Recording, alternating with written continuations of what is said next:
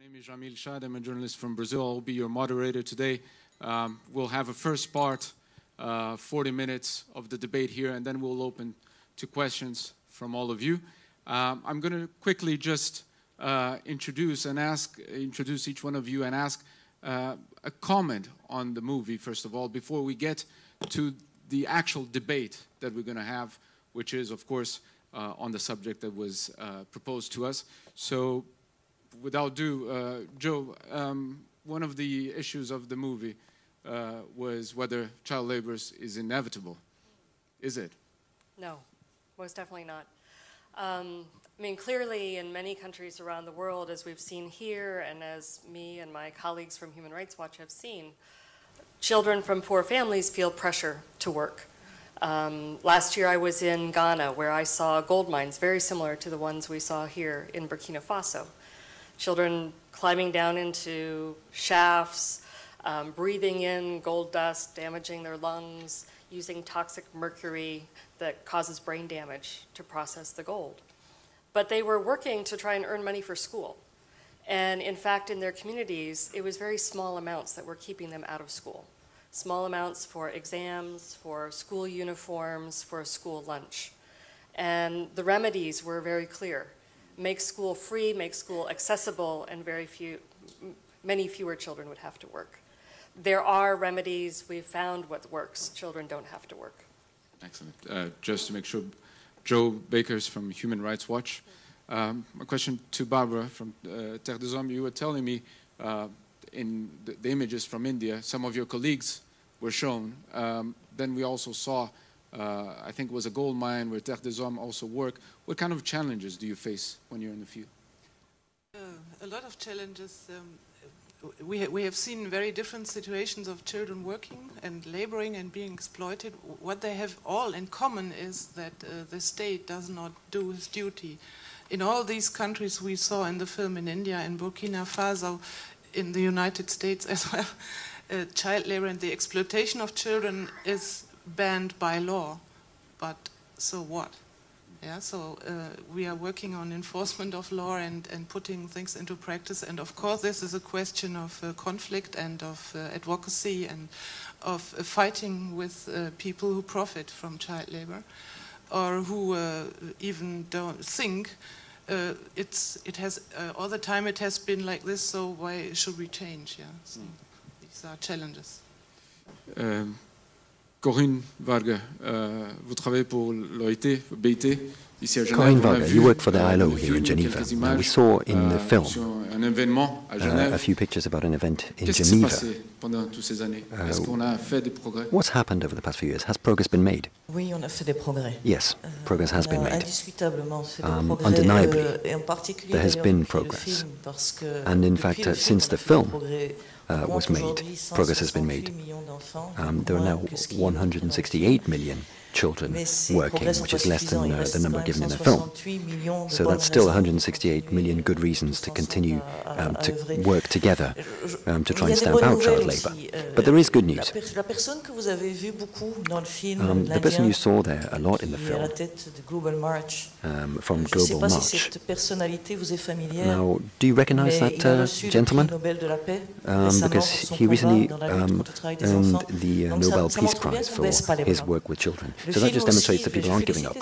And I really congratulate the organisers of this evening. So I thought it was an excellent film which touched a number of different issues and shows that progress will only be made if we all work together on these issues. And our organisation has taken on its responsibility.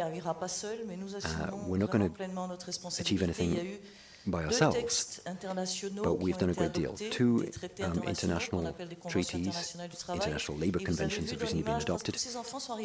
And you see that many of these children went to Geneva. I don't know if you recognize Geneva in the film, but that was to adopt the Convention on the Worst Forms of Child Labour. And since that convention was adopted, it's the treaty that was ratified most quickly by the member states of the International Labour Organization. 179 countries have already ratified that convention and given their commitment to eradicate the worst forms of child labour. So that shows that there is real commitment and political will. And we are playing our part with our different programs in countries and all the work that we do. Thank you. We have tonight with us Mr. Vargha. He's a representative, the Consul General of Bolivia here in Geneva. So we do have someone from the government, and the video was very clearly pointing out to the responsibility of government also, and how to deal with to tackle this issue. What is the response of a government in face of all of this? Well, first of all, it's very important to clarify that these are very different phenomena that we saw from one country to another. If you're looking at the overall issue of child labor, we saw very clear examples of genuine exploitation and abuse of children, where we saw India, Burkina Faso, the Dominican Republic as well, and including in the United States, where you see that there is exploitation of children. So this film shows that while we've all seen the same film, if you look at one country and another, the situation is very different. Of course, we don't want any children under the age of 18 to have to go to work under these terrible conditions that we did see in the film. So, of course, governments have a responliability to adopt standards to regulate child labor. But from one country to another, there are great differences. That's what I want to point out. I come from Brazil, a country that actually, you can, sorry for the word, but I find it very hard to call it a democracy when actually you have such a divide inside the society. You have, and this is to make the link now with Bolivia and with all the story that we're actually going to debate here. You have a country, in the case of Brazil, where a very, I would say, small minority of very privileged people, and I include myself and my family in that one, have access to everything. And while on the other side, you have a very big majority of the population, and especially of children, that struggle every day. One of the solutions, or one of the proposals that was put out, was basically around 15 years ago, to try to pay families to bring their children to school. That was the Bolsa Familia, the program that was implemented. And I was just checking out while we were watching the movie, actually, how much each family gets per kid today. It's 28 Swiss francs per month. That's how much each family gets. And with 28 Swiss francs per month, actually, it makes a big change in the revenue of the family. So the question is, of course, is this the solution?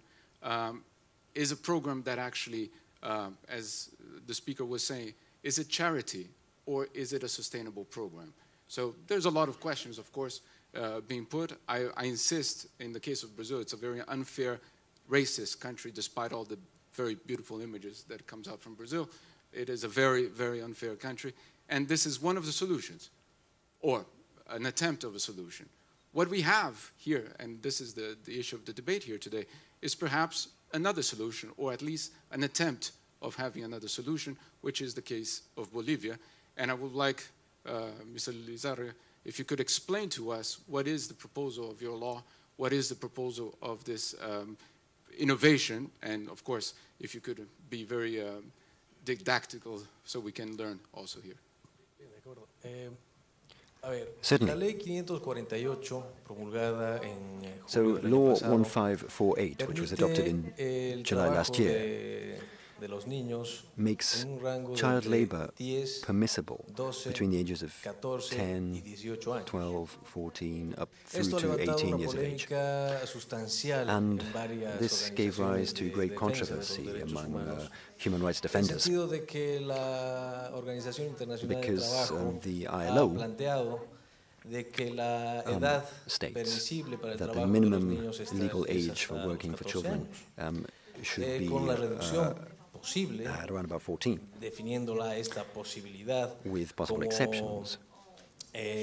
la posibilidad misma de que los países en desarrollo puedan for developing countries, for example, plantear la posibilidad de que menores de 14 años, de 12 hasta 14 años, dependiendo de la forma de trabajo del que realicen, puedan circumstances may be involved in some kind of economic ¿Cómo activity. fue? ¿Qué es lo que sucedió? ¿Cómo se planteó? So let me tell you what happened ¿Cómo es que al final se in Bolivia promulgó una ley como and esta que how para we muchos, came to viendo adopt this law, fácilmente este video, that for como many, les decía antes, particularly those of you who've just seen this film, es una barbaridad. you may think Sin it's embargo, a para terrible quienes law vivimos, to adopt, en Bolivia, but actually what's conocemos happening nuestra in realidad nacional, Bolivia, for those of us who sabemos know de the country, como decía is el personaje hindú, that, ¿no? as Es mejor the ser Indian pragmático, gentleman was saying, it's o very important to be es cuestión de pragmatic. continuar con las Now, his question is estructuras it actuales the en best cuanto a la option to normativa be internacional se pragmatic, or refiere? do we take a very hardline approach to the implementation of El international law? proyecto inicial de Well, this is the modificación question. al código niño niña The initial adolescente, proposal to implement a new produjo una sensación en los code for propios children niños and de que adolescents no se estaban respetando came sus from derechos. children Esto itself, fue because children themselves cuando en diciembre were del complaining that their rights were not being 2013, respected. In December 2013, ya aprobada prácticamente por una de las cámaras the law had already been pretty much del poder legislativo, del adopted órgano by one of legislativo, the ya se había chambers of the planteado legislative la branch, decisión and de the mantener o decision respetar was la submitted edad de 14 años para el trabajo infantil. to Eso despertó set the una age at 14 inquietud, years.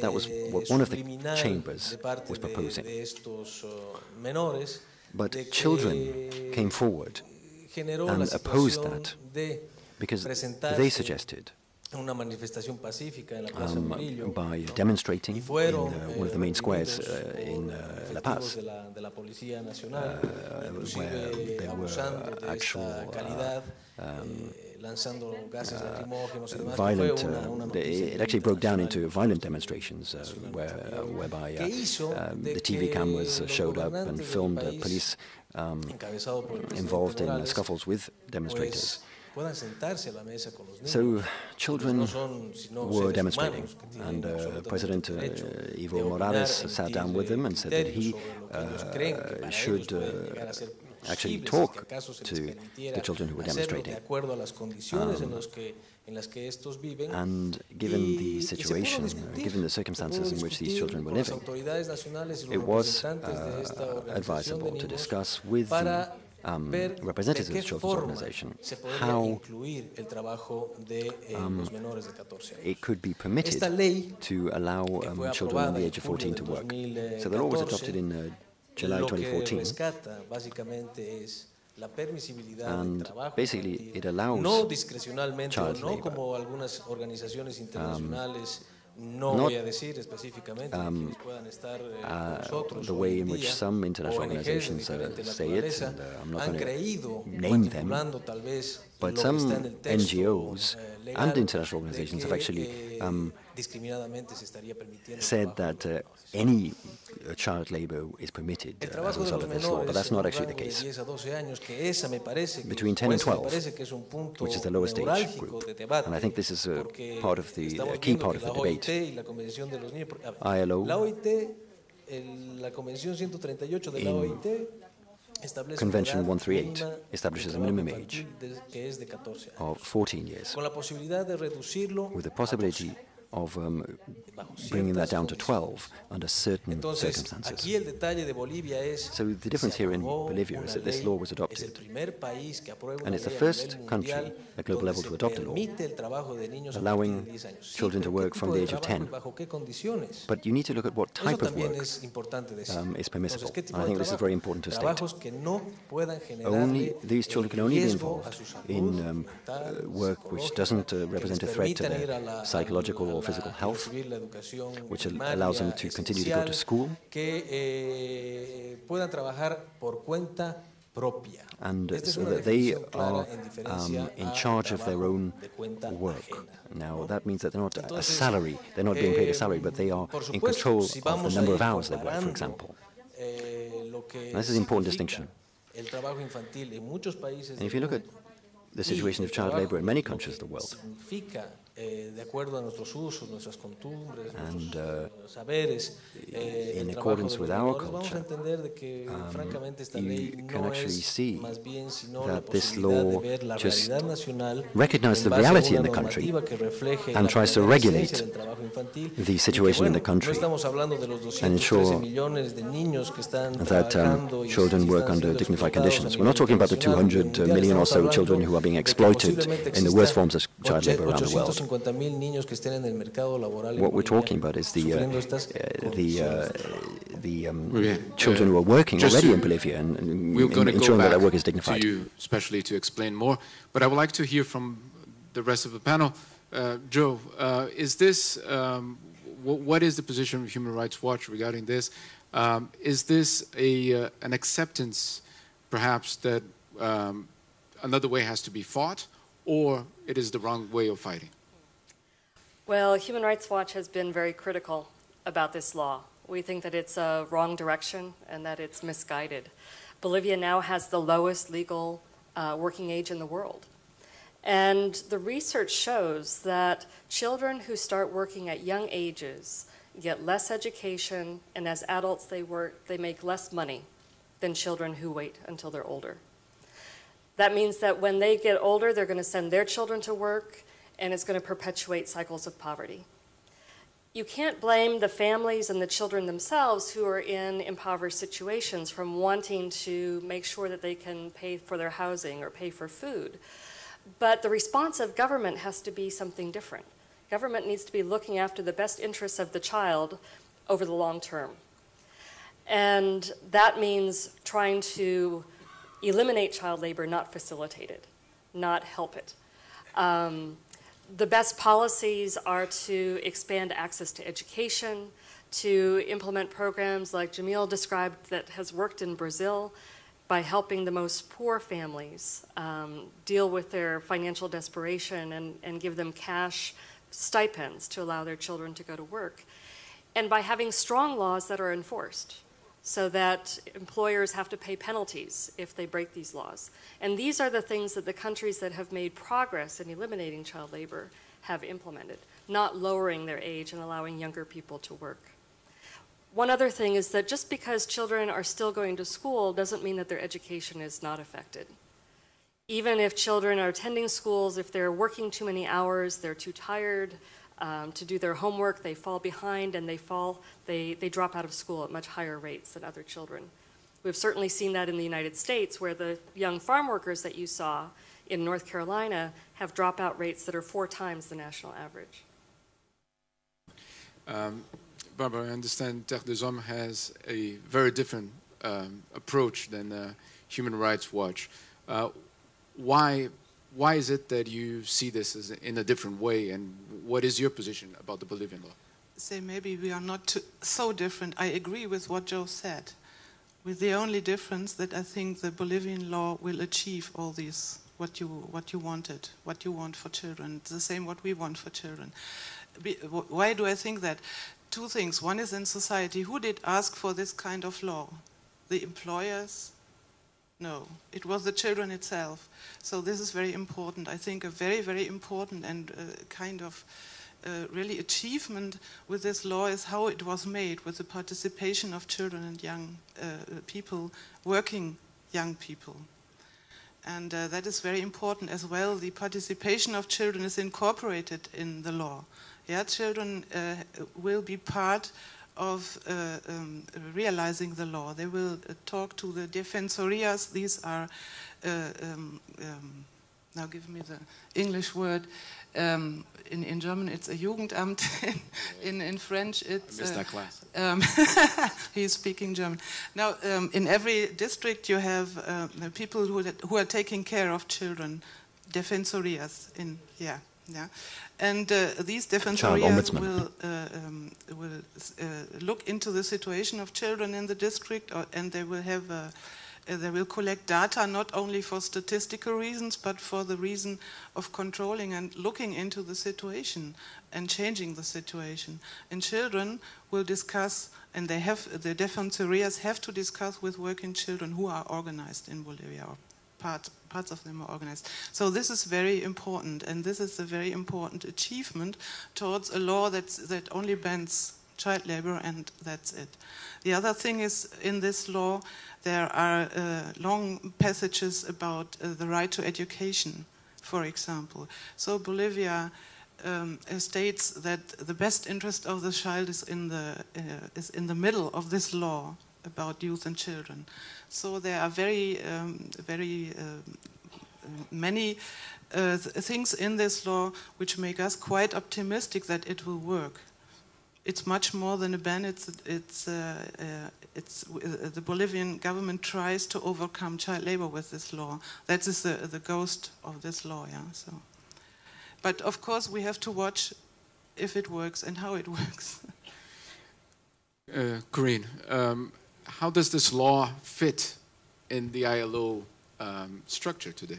Because it's not exactly what you have in your laws at the moment, or is it? Or can it be at one point introduced into an ILO model? Good question. La Bolivie a ratifié. Well, Bolivia has ratified the Conventions on Child Labour, so it's given its commitment, conventions are international treaties, and Bolivia has given its commitment to respect that minimum age, which is established in Convention number 138, and that's 15 years, with the possibility of 14 years if countries so wish.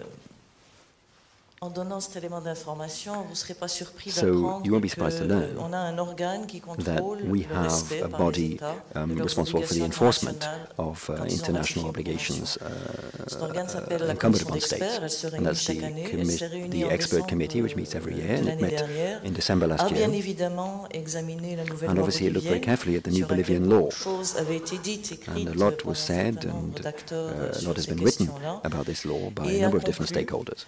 But the committee concluded that the Bolivian law was inconsistent with Bolivian commitments because they had ratified Convention 138, the minimum age being brought down to 10 years, even in these specific situations for self-employed work, or for 12, the age of 12, for when you're working for somebody else.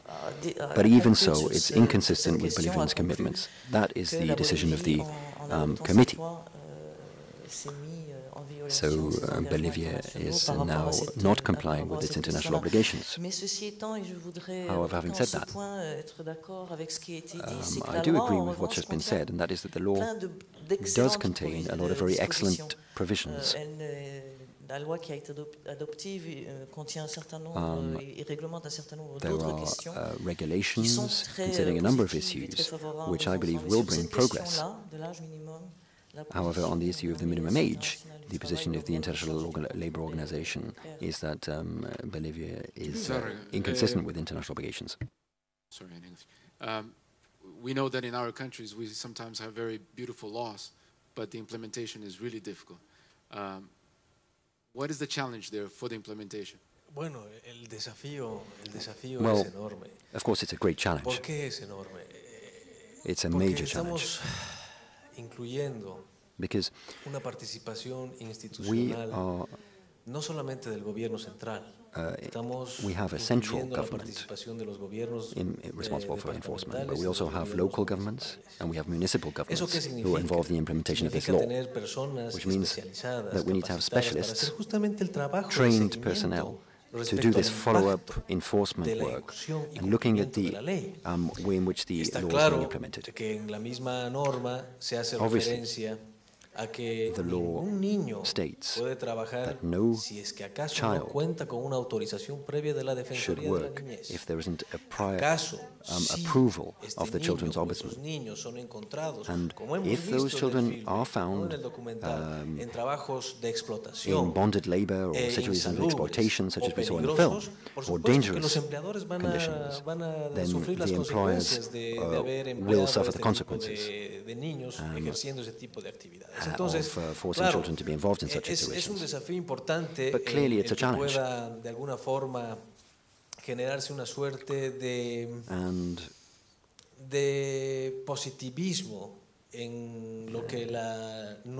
may be a degree of significa. There may be a desire to be positive about the way in which this new law is implemented. But personally, I believe that parents have a responsibility, clearly, to look into the reality of what these children are doing at the age of 10 years. Now, frankly, if I allowed my child to go to work at 10, then you'd be surprised, and I wouldn't allow that. That's my decision as a parent. Now, I think gradually, in the light of the implementation of this law, we will see this mentality taking root. I think it's a way of saying, okay, there's a reality which is different to the international framework, and we're trying to respect our international obligations on child labor and on child rights. But one clarification I'd like to make is that if you look at the Convention on the Rights of the Child, if you read all of its articles, you'll see that international convention is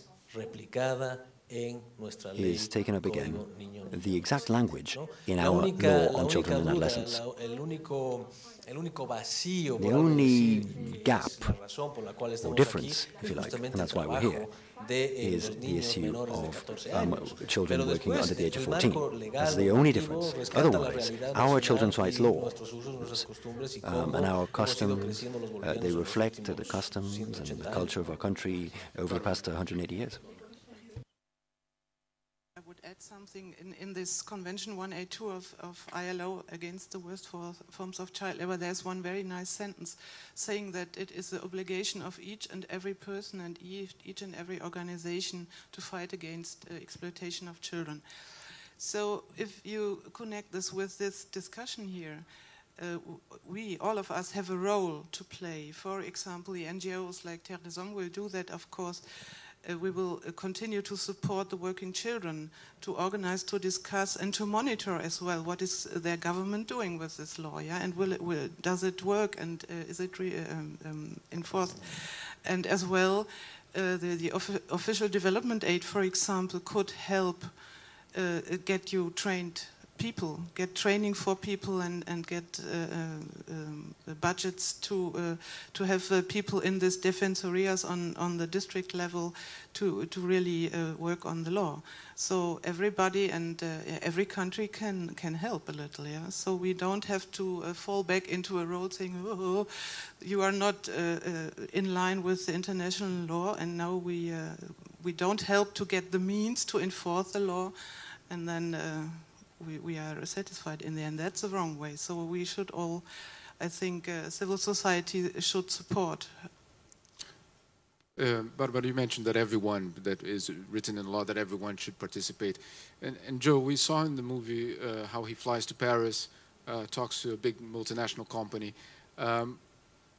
Does it make any economic sense, child labor?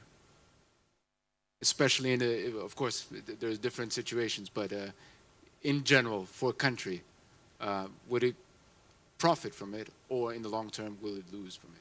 Well, for the big corporations, the big companies that are benefiting from child labor, yes, it makes a lot of economic sense, because they're making profits by paying children little money.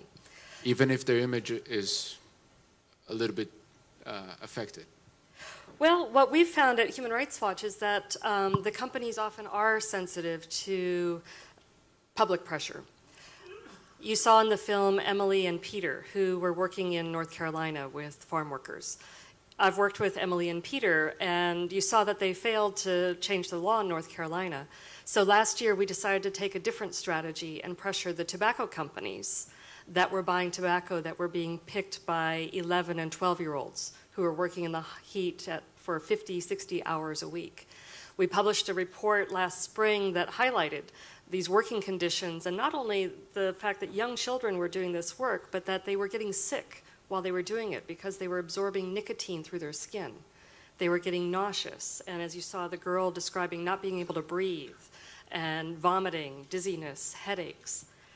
when our report got media attention, we actually saw a positive response from the companies.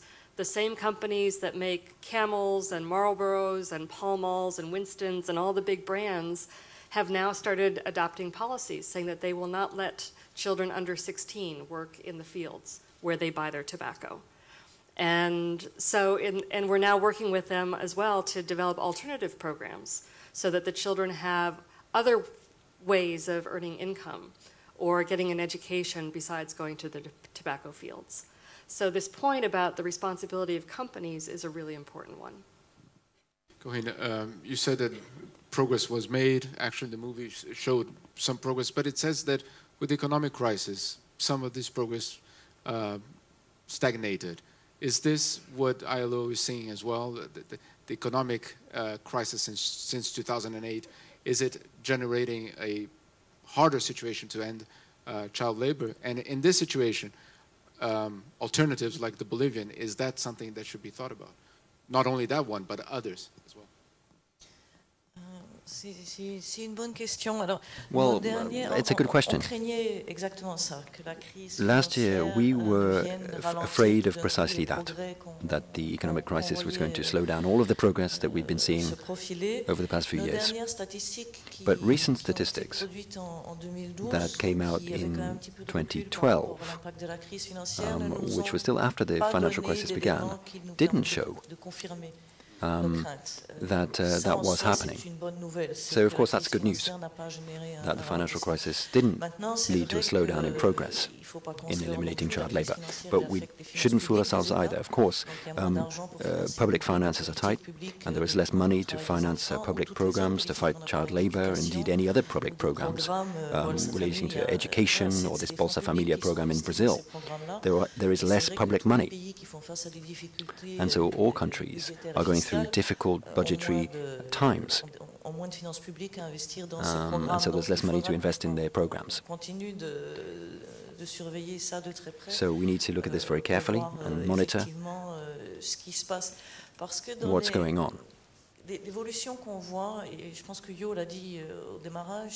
I think Joe said this earlier, but what we're seeing is that we have enough context now to see what works and what doesn't work in terms of programs being implemented to eliminate child labor. And I liked the pictures of Burkina Faso there. The message came across that it was a collective responsibility, both in communities, in governments, all national partners, including companies and international organizations and NGOs. It really is a collective responsibility, and that's what the lady in the film was saying during the TV debate in Burkina Faso. So we've learned a lot. But coming back to this objective for 2016, the objective was said to eliminate the worst forms of child labor, because there's nothing that justifies the worst forms of child labor. And that's why we managed to mobilize so many countries to support that target. But unfortunately, we're not going to meet that target. Unfortunately, it's going to be beyond us. But nevertheless, the international community is now discussing the next post-2015 Sustainable Development Goals. And the issue of child labor is going to be taken into account in that context. And what's probably going to happen is that the target will be set to eliminate the worst forms of child labor by 2025. Now, we've been asked, is that realistic? And we're trying to carry out some provisions and some forecasts, but we would have to multiply by 4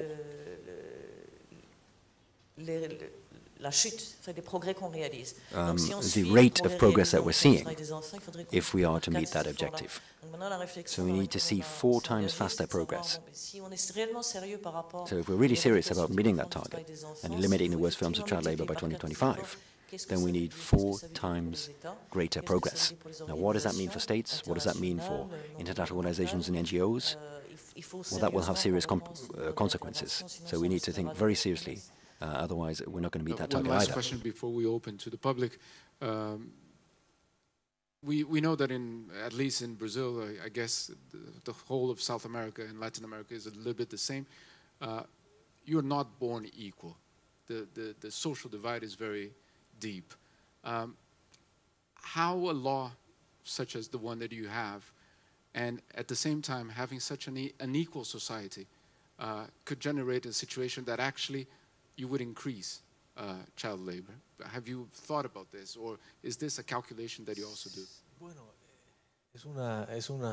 Well, it's an interesting question, but I think the reply may not convince everybody. We're not living in Indian society, where castes are very clearly defined, and the difference between those who have to go to work and those who don't are very clear. In countries like Bolivia and in Brazil and other countries in Latin America, opportunities are there for everybody. The fact that you are born in a rural area doesn't mean that you have fewer prospects as somebody who's born in a big city. But the sense that you get is, how can we assess the impact of a law like this, which is making child labor permissible? Statistically, if you look at Human Rights Watch's figures, you'll see that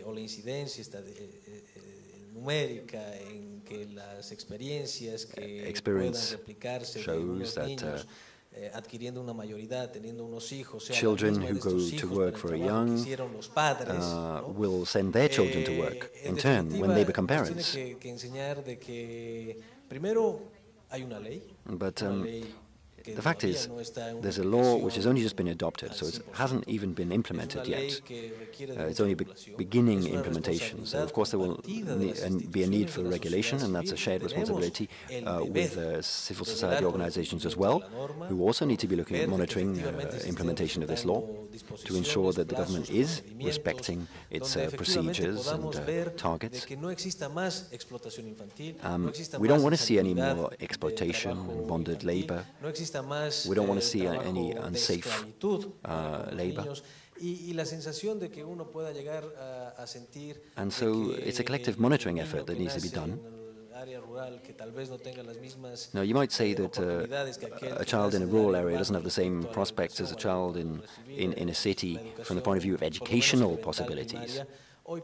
But that situation isn't really true anymore. That's changed, at least in Bolivia. So we're going to open the floor now for questions from the public.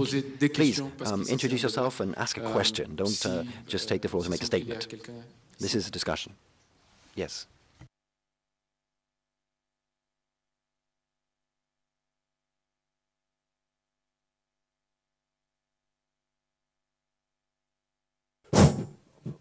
Bonsoir, monsieur.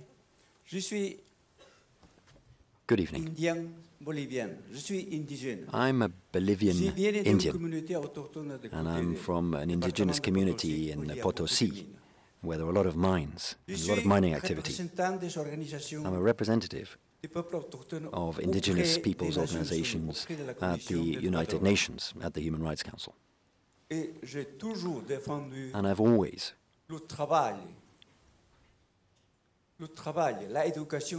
said that children should be protected and their right to education needed to be protected.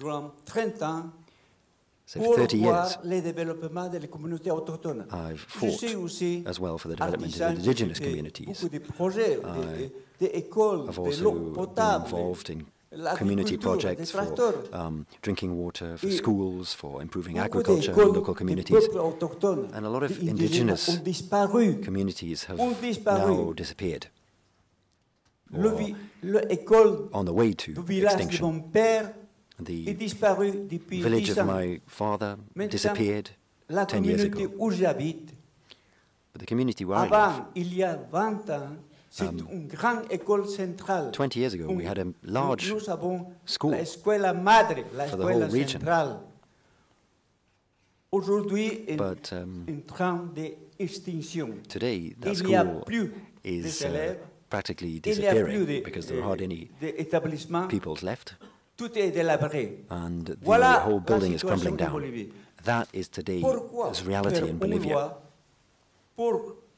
donner le travail aux enfants. Now, Pour why this imposer, law to make child labor quand permissible? en Bolivie, il y a beaucoup de chômage. There's a lot of Il n'y a pas unemployment de moyens de production. in Bolivia. Fuentes de We trabajo. don't have the Faltan means of fuentes de trabajo en production. Bolivia. We don't have sources of employment in Bolivia. We Hay- don't have jobs. Hay chômeurs, beaucoup de chômeurs There qui are a great many recherchent de unemployed travailler et qui, who would love to pour work, manque de travail, elles vont but because vers of a lack of l'Argentine. opportunities, Surtout vers l'Argentine. go to Argentina Elles souffrent to look for work. une double exploitation là-bas. and then they are exploited La loi qui a promulgué in Argentina. un gouvernement So this law, which has been soi-disant adopted indigène, by a so-called illégal, indigenous government, is contradit an la inconsistent Convention and illegal internationale law because sur les it droits de is l'enfant. not compliant Bolivie, il a- with il a- international il a human rights approuvé. conventions. And Bolivia has adopted this law. Elle contradit aux instruments internationaux de l'OIT. It runs counter to De UNICEF. ILO conventions, it runs counter to what Toutes les UNICEF résolutions is des saying, Nations Unies, and elle it runs contradit. counter Et to aucune numerous justification. United Nations Elle ne peut pas resolutions, and there is justifier. no justification On for ne peut it. pas justifier. Je You vais cannot terminer en justify disant this new ça. law. Je- As far as Nous I'm avons concerned. entendu dire souvent We've heard que le Regularly. ministre des Affaires étrangères de la that Bolivie the a dit souvent Bolivian Minister of Foreign Affairs qu'elle n'a pas besoin de has been lire, saying, d'aller à l'école. you don't need Mais ça suffit to go to d'écouter school la to learn to parole de read. nos ancêtres. You just need Ça to veut dire- listen to ça the veut words dire of our ancestors. That's how you retourner en have a real arrière. education. No, I'm sorry, that's taking us back to the Elle ne Middle peut pas Ages. être un gouvernement de progrès. You en faveur cannot des claim peuples to be a autochtones. government of Il est progress contre les supporting peuples indigenous peoples autochtones. when you talk like Merci. that. It's undermining indigenous peoples. Thank you. Señor Cónsul, ¿quieres contestar o Would you like to reply to that, la pregunta parece abierta? the representative of Bolivia? Well, respetable la opinión que of course, I respect everyone's right to hold their own opinions, and that goes for the people in the panel and the people in the public. Se puede o no compartir lo que And you may or may not agree with what the gentleman has just been saying. Now, he may have his personal experience, which I don't know about. But of course, we are working very, very hard in our government to demonstrate that we do try to defend the rights of our people. And of course, it's not easy. We're not going to just we're not just going to say that there aren't any problems. Of course, there is unemployment in Bolivia, and it's not that we're adopting this law in order to ensure that children have work. I mean, that's not the point. Of course, there are public policies that we can adopt to try to improve access to employment, to try to improve the industrialization of our country, to promote investment from abroad. There are so many policies that we can adopt to try to improve the lives of parents who are now in a situation where they have to send their children out to work. But that isn't the objective of this law, of course. Now, I understand and respect the gentleman's opinion, but I don't agree with everything he said. Anyone else? I think here in the middle.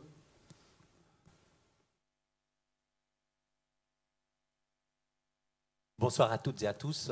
Good Mon nom c'est evening. Jean-Luc Pittet de Terre, My name is Jean-Luc Et Peter, je and I'm pense from que Terre, ce soir, c'est Switzerland. vraiment très important de parler des I think causes it's very profondes. important to talk about the underlying causes Pourquoi of les child enfants doivent labour. travailler? Why do Et these ces children causes have to profondes, work? on les connaît. Those underlying C'est causes are well que known. les parents We n'ont pas know suffisamment, that ne gagnent pas parents suffisamment d'argent, ne sont aren't pas earning enough rémunérés money, correctement. and they're Et not donc on well doit paid enough. s'attaquer à ces causes-là, that parce que si on ne s'attaque pas à ces is the causes-là, issue on that we pourra need to faire toutes les address. lois. Because unless we do Et that, les we lois, can elles adopt as existent. many laws as Tous we ces want. pays ont signé la And in convention. fact, lots of Ils l'ont countries have signed ratifiée, these mais conventions, c'est pas they've ratified respecté. the conventions, Pourquoi? Parce qu'effectivement, but the conventions les aren't parents n'ont respected pas suffisamment because d'argent parents just don't have enough money pour pouvoir envoyer leurs enfants à l'école. to Les send enfants their children doivent to school. travailler.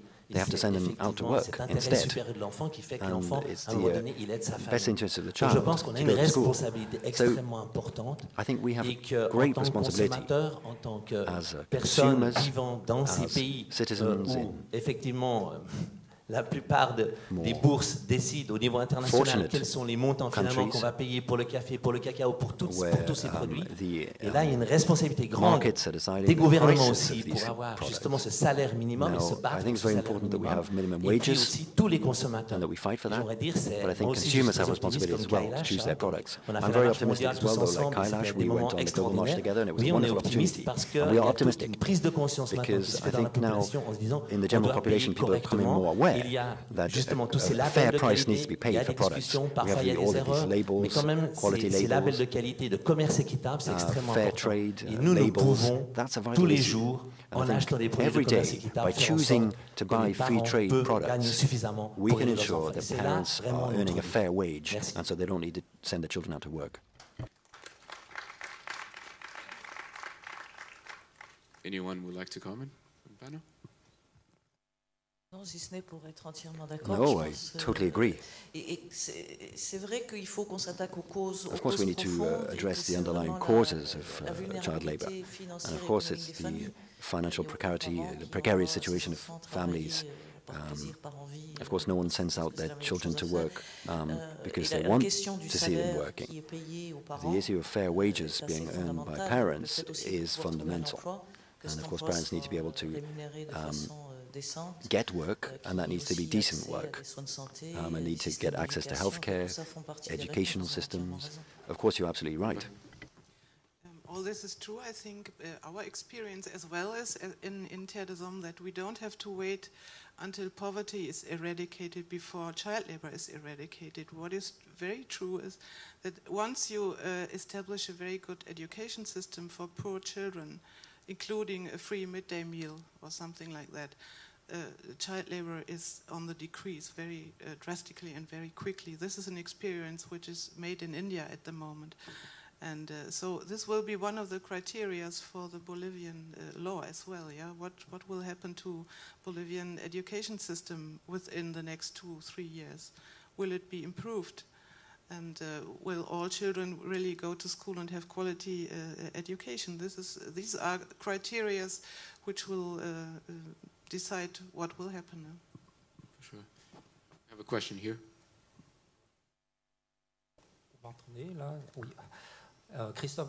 Hello, my name is Christophe German. And we saw in the film, and we've heard from the members of the panel, that great progress has been made in terms of corporate social responsibility, drawing attention to the importance of these issues among consumers, to try to change consumer behavior. But what about governments? Very briefly, we saw in the documentary that there was a comparison made between military expenditure and the expenditure that would be necessary to improve the lot of children. And I think that's an interesting issue. What's the percentage of the Bolivian budget going on the army? And what's the percentage going on education? Now, I'm lucky enough to be Swiss, and I've been able to vote recently against the purchase of a very expensive military aircraft. And I'm very glad that my vote was successful. 20 years ago, many Swiss people during the Cold War were more in favor of vast expenditure on the military. But recently, Swiss people voted to prevent expenditure on the military, which could be better spent elsewhere, for instance, to combat child labor. So this is true not just for poor countries, but it's also true for rich countries like the United States, where weapons are just on the top of the list in the US. Alors, que font les organisations internationales? So what are international organizations doing? What are NGOs doing? And what are governments doing? Pour quelque part intervenir aussi dans le secteur public. To ensure that public expenditure is targeted properly. You were consulted here if you wanted to buy the Gripen, but us in Brazil we were not consulted, and we bought 36. Yeah. So maybe next time we'll consult. This is a good question, actually. Is it expensive to fight child labor? And actually, I don't know if you have any of the data. If you could compare the data of fighting child labor and other costs in Bolivia, for example, that would be interesting to see actually how much it costs. There, you make a very good point, and there are interventions that don't cost much money at all.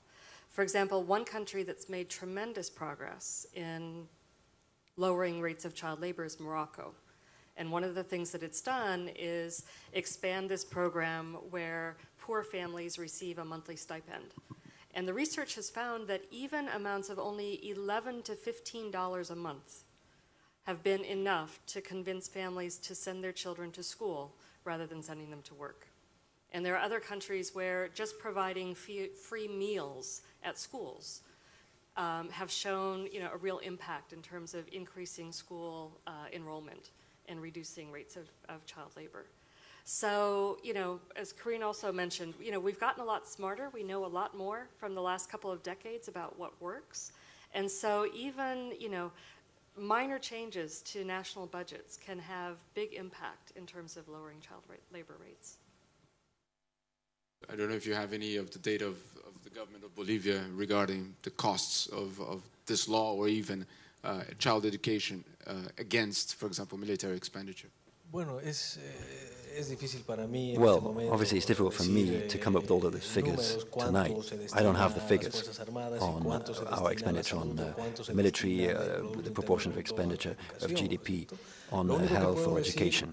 But what I can say, very strongly, is that over the last 8 years, we have seen substantial progress in education and in the number of children enrolling in school. With regard to diets, of course, free school meals being an attraction to schools, that is something that we've installed in our schools, and municipalities pay for those free school meals. We also have a stipend as well, which is provided whereby children actually receive money up to the age of 12 so that they can bring that back to their parents to meet their basic needs, and so that those children can continue to go to school. So progress has been made in that area. We've seen more and more children staying in school. We've seen improvements in the equipment that children have in their schools. So, over the past 8 years, we've more children in school than in the whole of the 15 years prior to that. Of course, it would be better if I had all of the figures. You could see the progress has been made, but of course I don't have them on the top of my head. I do apologize. But I can say that progress has been made in education. The other important issue I'd like to mention is that, of course, when you're aware that there is a problem, for instance, child labor involved in mining and industry, we cannot be continuing to buy products from these companies who are using child labor.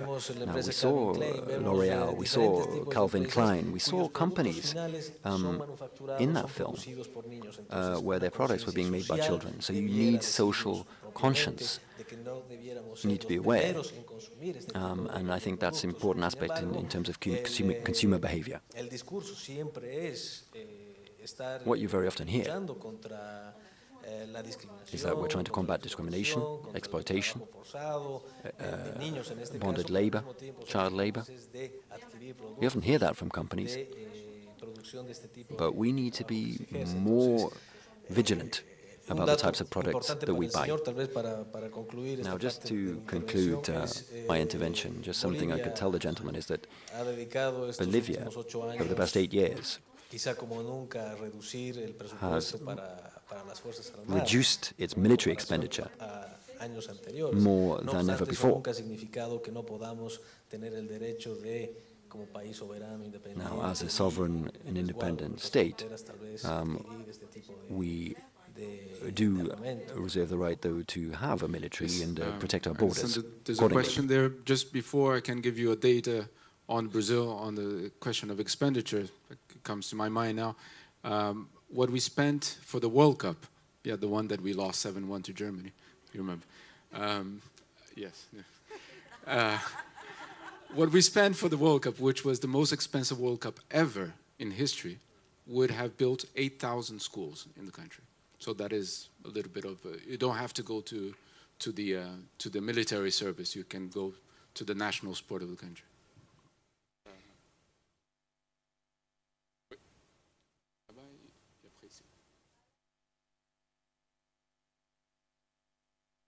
Pardon. Pardon. Ah bon, ok. Oui. Allez-y. J'ai une question pour tous les intervenants. I have a question for all of the Vous parlez panelists. souvent de You responsabilisation often des talk gouvernements. about Et governments que j'ai taking trouvé responsibility. intéressant dans le film, c'est quand And an le interesting monsieur point indien, in the il film parlait was where the Indian de détruire gentleman la chaîne de talked causalité, about le breaking fait that que justement causal les enfants link, travaillent pour des personnes qui because travaillent children elles-mêmes work pour for des industries qui elles-mêmes travaillent, companies who etc. work for industry, Et and disons you need que to break the vu que chain tout en haut de la somewhere. hiérarchie, il y a And you les saw at grosses the very top of the multinationales. hierarchy, you had these Je voulais savoir multinationals. quel était votre travail à vous de responsabilisation en fait What are envers ces you grosses doing boîtes to try to qui draw sont, the attention of finalement un multinationals peu to à their l'origine de responsibilities tous ces problèmes qu'il y a and dans remind ces them pays? of their Est-ce que la question est responsibility? directionnée à quelqu'un? Is that a question for anyone in particular? Un peu à tout le monde. No, it's for all of the panelists. Tout le monde. Everybody. Well, I mentioned earlier some of the work that Human Rights Watch has done to put pressure on the big global tobacco companies to adopt better child labor policies, and we're seeing some real success there. We're also working on the world's gold companies to try and address this issue of child labor and gold mining, one of the most dangerous occupations that any child can be involved in. Because we're based in New York, we have a lot of interactions with the US Department of Labor, and we've been talking with the Secretary of Labor about hosting a high-level meeting in June that would invite gold companies and governments that both produce and buy gold to talk about how to bring everyone together to come up with solutions to end child labor and gold mining. But one thing that I think is really important is that only 7% of child laborers are involved in export industries. A lot of the children who work as domestic workers, who work in agriculture or in the informal sector, they're not producing things that are going to be bought by some international company. So while pressure on corporations is important, it's not going to solve the whole problem. And we need to also look at the responsibility of government and local communities and families as well. Is the ILO going to create a blacklist of multinationals? You can write on this blacklist every multinational in the world, yes? So we are working on textile industry and slavery in textile industry.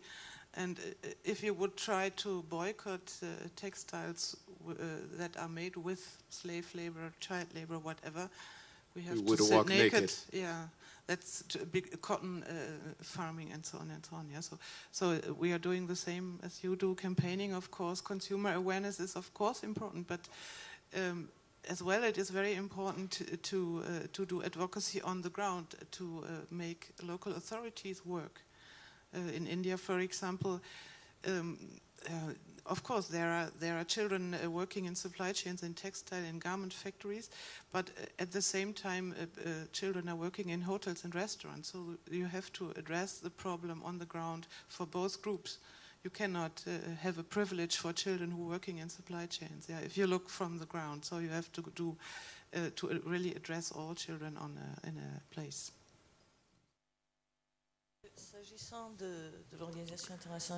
Well, at the ILO, and I think this shows that we are quite complementary on this. With regard to this blacklist issue, no, that's not our job. It's not our responsibility to go and blame companies and point the finger. Our programs are designed to forge partnerships and try and work with companies. And you know, more and more companies come to see us to ask for advice and say, look, we're getting this particular problem. What do you advise? What can we do? So that's our role. And we allow NGOs and international trade unions to play their part in pointing the finger a little bit. But our job is to actually provide advice to companies who want to adopt the right policies. So we have more and more partnerships with enterprises. But I wanted to come back to what Joe said. Yes, this type of work is important, and we need to do it even better than before. But you know, we're not going to resolve all of these problems by focusing on corporations. The key to all of this is where child labor is invisible, because child labor continues to go undetected in rural areas, within families, in domestic work. That is an absolute vital part as well.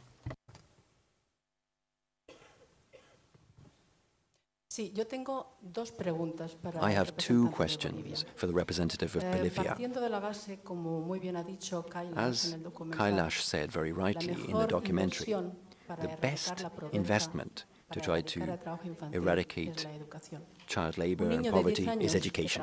A 10-year-old child who goes to work obviously doesn't have enough time and energy to go to school, as well as a child who doesn't have to go to work. So, on that principle, I have two questions to ask. What's the real reason for this law? You said that children ask for this law to be adopted, but doesn't the state have an obligation to protect children? A 10-year-old child doesn't have enough experience or maturity to know what's better for them, whereas the state has the obligation to protect children.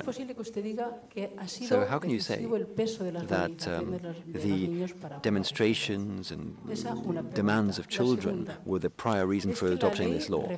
Now, the second question is, does the law really reflect accurately the types of work that children can get involved with, or is it a little bit vague? And does it leave it up to the child to decide? Because a 10-year-old child just simply doesn't have the maturity and experience to know what's best for them. Thank you for both of those questions. I'll start with the easiest one, and that's what's in the law. Well, the law states very clearly what types of activities which by their very nature are forbidden. For instance, work in mining, in sugarcane farms, in different types of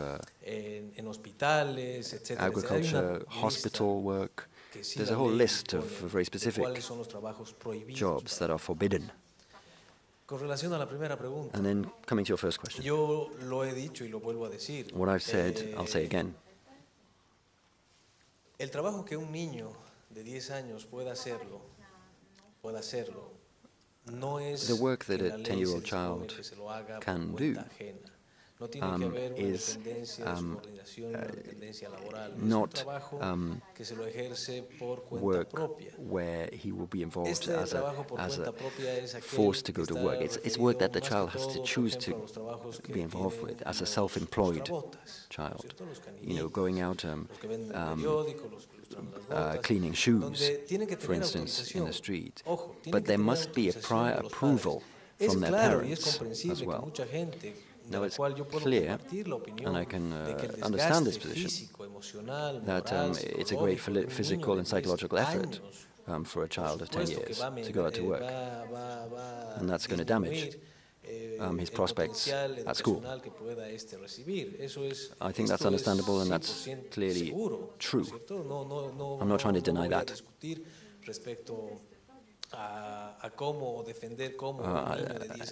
I can't deny that. But you need to understand what type of work a 10-year-old child is getting involved with. We're not talking about any type of work. We're talking about supporting their parents with prior approval from these children's ombudsmen.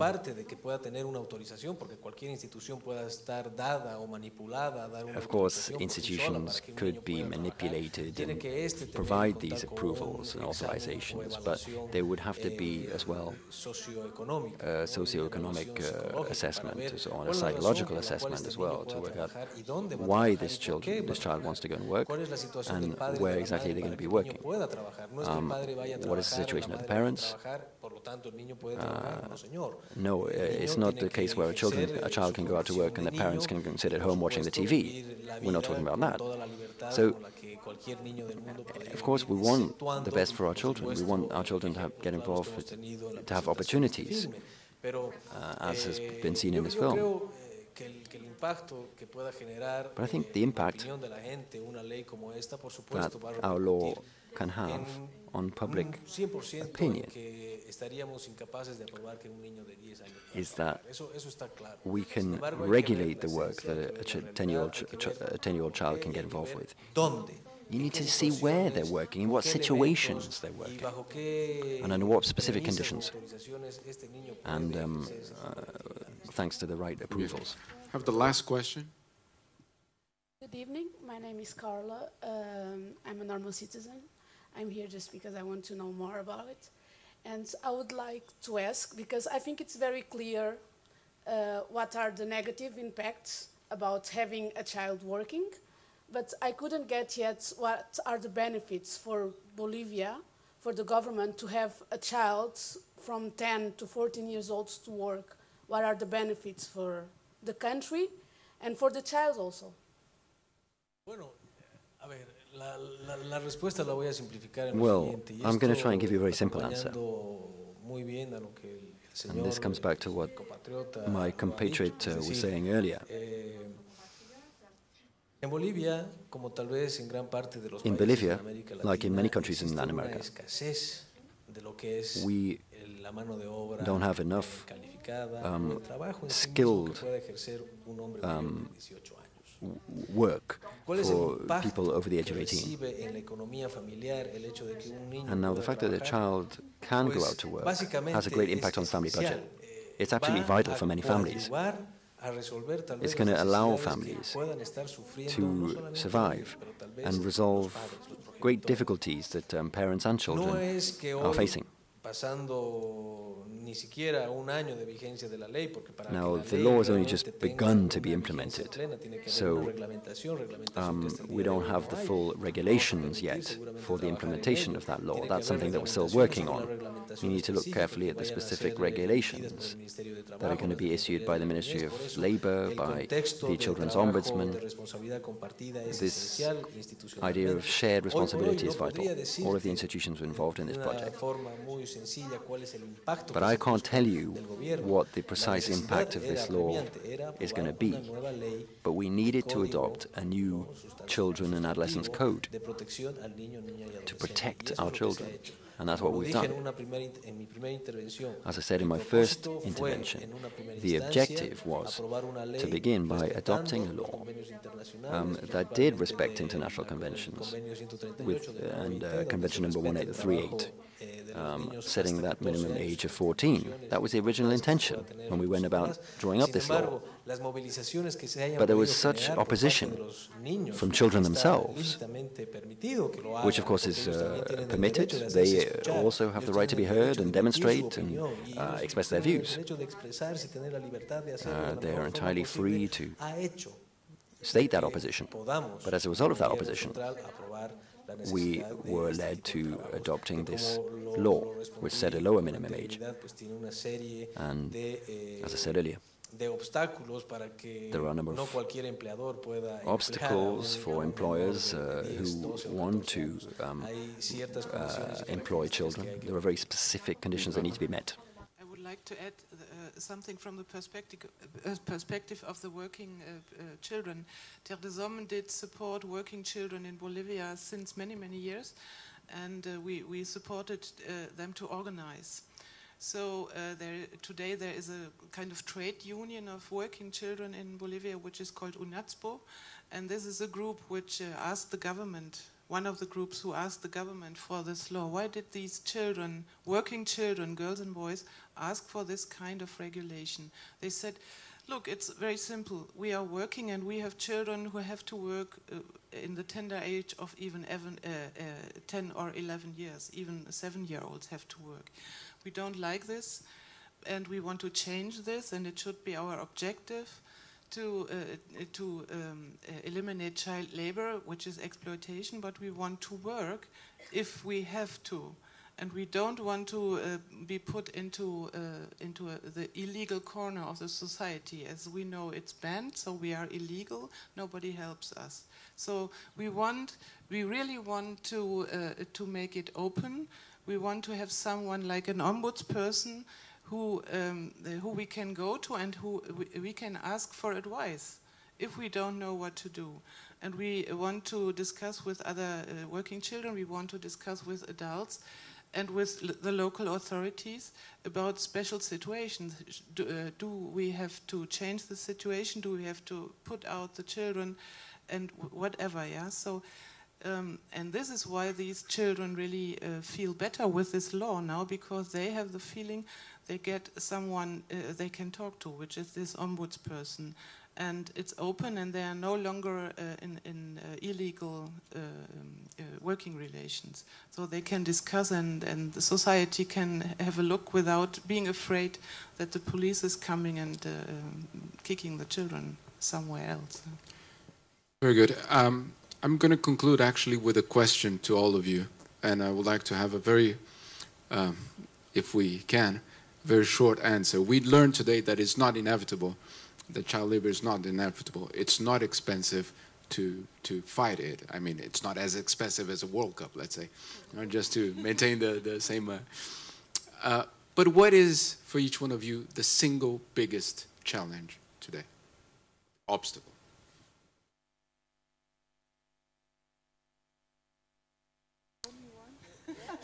Choose one. We are four. Yo creo que el principal obstáculo para poder cumplir la labor de enseñanza hacia lo que es ser niño en este caso. Raise awareness of the importance of a child's rights in people's minds. And I'm talking about families, I'm talking about societies, and I'm talking about governments. But the problem lies in people's minds. I think men and women, parents, need to educate their children. And, parents can educate, can transmit so much more to their children than even schools can. And I believe that we need to think very carefully about our philosophy of what children deserve. You need political will, and you need to keep that political will up. Very often political will doesn't last long enough. It disappears overnight. But that's not enough. Political will by itself can't achieve a great deal. I think the main obstacle is if you look at changes in the world, you look at strife in many parts of the world, inequality growing, you see more and more difficult conditions for adults at work. If people aren't earning a decent wage, then you can't expect anything better to happen for their children. I think there are some very worrying trends now in the world in terms of inequalities, budgetary restrictions everywhere. Those are very worrying developments that we need to monitor very carefully, because if the situation of adults is getting worse, then of course the situation of children is not going to get better either. I think one of the biggest challenges is moving from short-term thinking to long-term thinking. It's not a surprise if children feel like they have no choice but to work, that they want their work to be regulated, that they want it to have better conditions. Even parents may feel that, in the short term, it's better for their children to work to earn money for the family, but they lose sight of the long term. We've interviewed families or parents who say, if I knew then, when I sent my children to the workplace, what it was going to cost them in terms of their education, in terms of their health, in terms of their future, I would have made a different decision.